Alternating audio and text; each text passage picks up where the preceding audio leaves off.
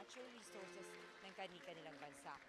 At dumating na po ang ating PIMCC Executive Director Rafael Lotilla, East Asian Seas Congress Chairman Dr. Chua Tiaeng, UNDP President Representative Jacqueline Badcock, at PICC General Manager Renato Padilla. President of the Congress was the Youth Forum.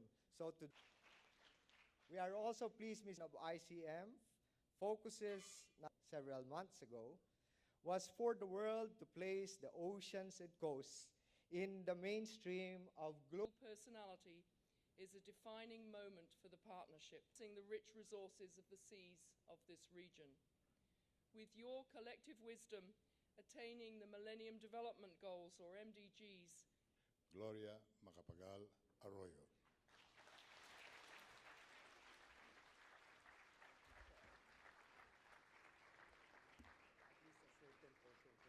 Let me find out.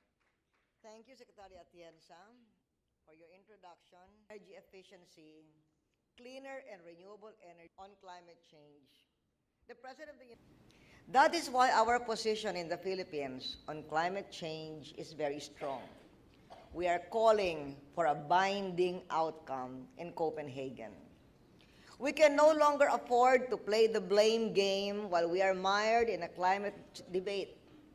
Climate change does not make a distinction between developed and developing economies when it hits. One of the commitments to create growth that is truly green, we must create.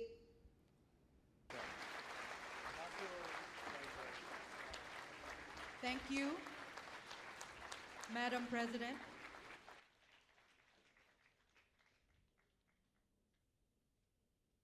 On PIMCC's legal personality and draft headquarters agreement between PIMCC and the Philippine government.